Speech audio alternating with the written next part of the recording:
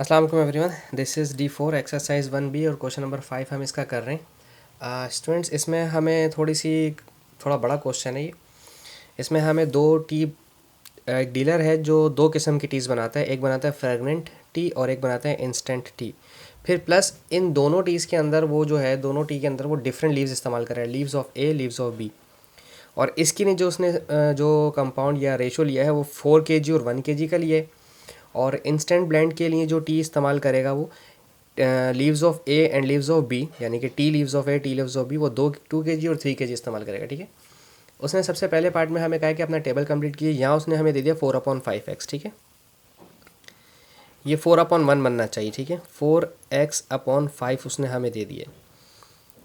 किस नंबर के साथ डिवाइड करा, चूँकि अपॉन में ना बी चाहिए हमें, ये बी वाला चाहिए, तो बी डिवाइड में है। पहला वाला तो ए दे दिया उसने 4/5। ठीक है, ये ए है, ए डिवाइड बाई बी, सही है। इस तरह से ये A/B जो है, A/B 4/1 तो बना हुआ है।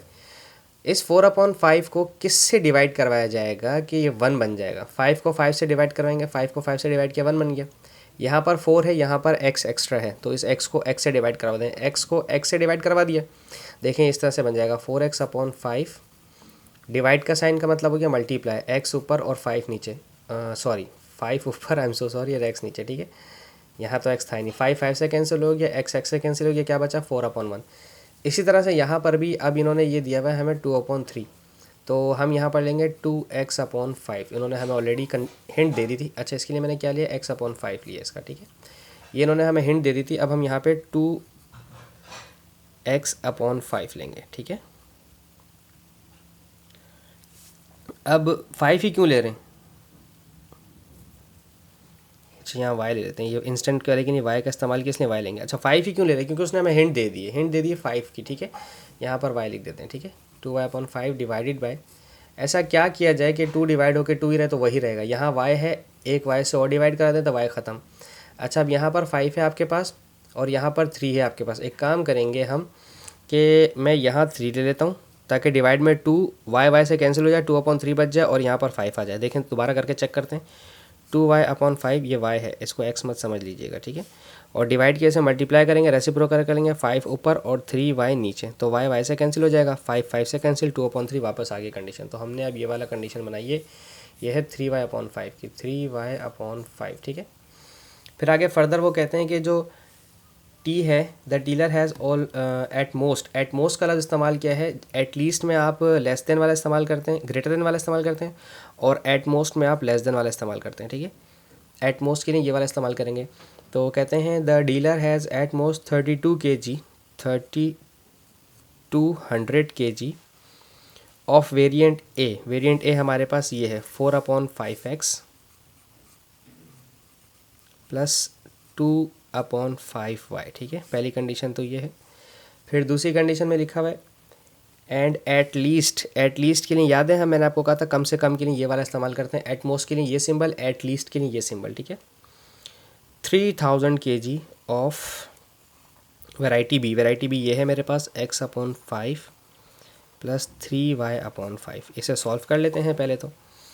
इन दोनों का एलसीएम लेंगे तो 5 आ जाएगा। 4x plus 2y is less then और इक्वल्स टू 32,000, और 4x plus 2y is less then और इक्वल्स टू 32,000 को 5 से मल्टीप्लाई करेंगे तो ये हो जाएगा 16,000। ठीक है, इसको 2 से डिवाइड करवा दें सबको ताकि कंडीशन छोटी हो जाए, तो हो जाएगा 8,000।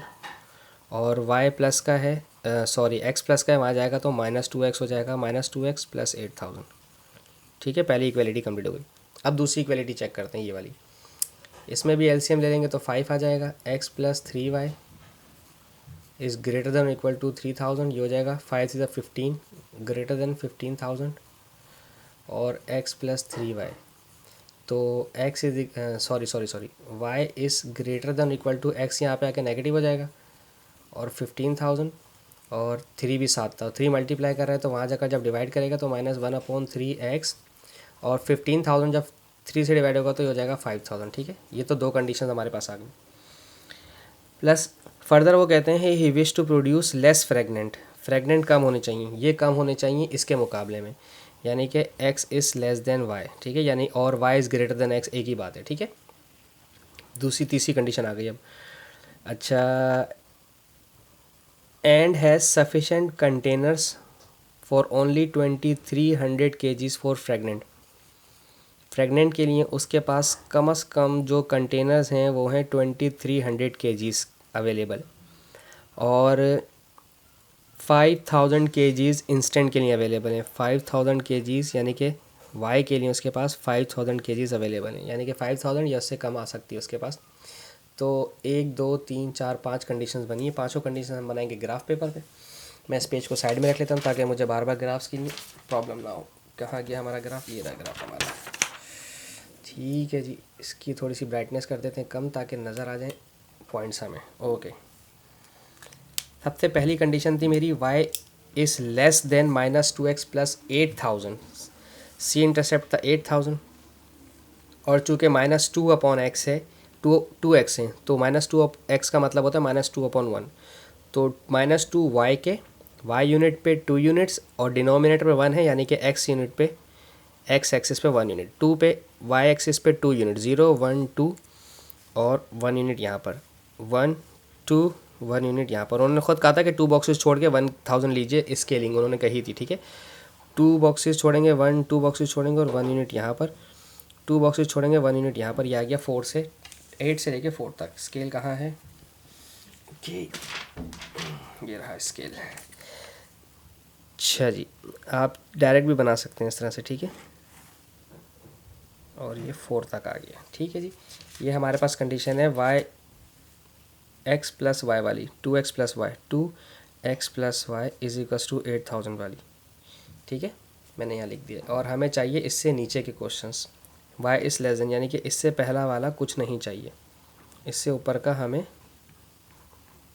कुछ नहीं चाहिए। दूसरी कंडीशन थी मेरी y is greater then -1/3x plus 5000। 5000 वाली कंडीशन ये रही।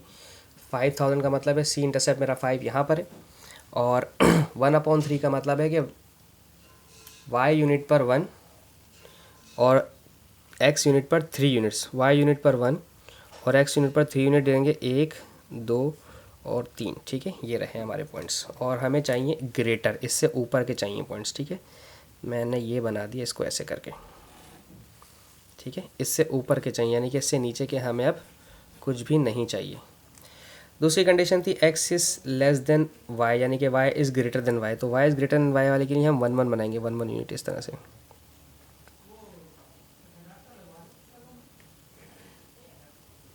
ठीक है, इससे ऊपर के सारे चाहिए हमें। ठीक है, यानी कि इससे नीचे के हमें कुछ भी नहीं चाहिए। और x इज़ लेस देन 2300। 2300 कहाँ है भाई? 25 2300 हमारा यहाँ ही कहीं पर होगा। ठीक है, हम यहाँ बना लेते हैं। इससे पीछे पीछे के चाहिए, चाहें तो इस पर आप नाम लिख दीजिएगा। फिर y is less then 5000। y is less then 5000 वाली लाइन हमारी यहाँ पर है, 5000 से नीचे नीचे। ठीक है, सारी लाइन मैंने बना दी इससे नीचे नीचे। तो मेरे हिसाब से मेरे पास सिर्फ ये हिस्सा बचा है जो मुझे चाहिए, जिसमें एक पॉइंट मैं ये लूँगा और एक पॉइंट ये लूँगा। ठीक है, एक पॉइंट जो ये लिया है ये है x का 0, y का 5000, 5k का मतलब 5000 है। ठीक है, 0 5000, और ये मेरे पास अगर मिल रहा है x का, अभी बताया था y का तो 5000 है, 5k का मतलब 5000, ये आ रहा है मेरे पास 1.5k। ठीक है, 1500। ठीक है, अब सवाल में उन्होंने पूछा था कि write down, use a graph to estimate the weight of each blender, dealer makes the profit per kilogram on fragrant and on instant. इसमें कुछ बराबर बराबर नहीं बोला हुआ इसने। The dealer makes the same profit per kilogram on fragrant as on instant. तो अच्छा, उसने सेम प्रॉफिट इस्तेमाल किया है। तो आपके पास सिर्फ 2 ही पॉइंट्स आए हैं। मैं कहाँ की मेरी लाइन ग्राफ शीट, ये रही मेरे पेपर। तो प्रॉफिट के लिए कितना होगा हमारे पास? 2 ही पॉइंट्स आए हैं मेरे पास प्रॉफिट के। ठीक है, एक पॉइंट आया है मेरे पास 0 और एक आया है 5000। ठीक है, तो इन्हें जमा कर दीजिए 0 प्लस 5000 को, तो ये 5000 ही रहेगा। और एक पॉइंट आया है मेरे पास 1.5 आया था ना, तो उसको मैं 1500 ले रहा हूँ, 1500 और प्लस वो 5000 ही था आई गेस ना, 5000 ही था, 5000 इज इक्वल्स टू, तो ये हो जाएगा 6500। मेरे ख्याल में यही मैक्सिमम पॉइंट है मेरे पास। ठीक है, और इसके अलावा तीसरा पॉइंट बीच में कहीं आ रहा है, वो लेने की ज़रूरत नहीं है। 1.8 यानी कि 1800 और 4400। ठीक है, तो वो भी हमारे पास इतना ज़्यादा नहीं आएगा। तो मैक्सिमम प्रॉफिट उसके पास कब आएगा? जब वो ये वाले पॉइंट्स लेगा। ठीक है, 1500 के जो फ्रेगनेंट, मैं यहाँ लिख देता हूँ 1500 kg of fragrant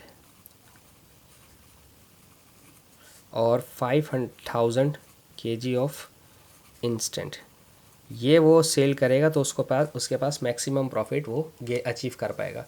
I hope so आपको समझ आया। Thank you so much for watching my channel. अल्लाह हाफिज़।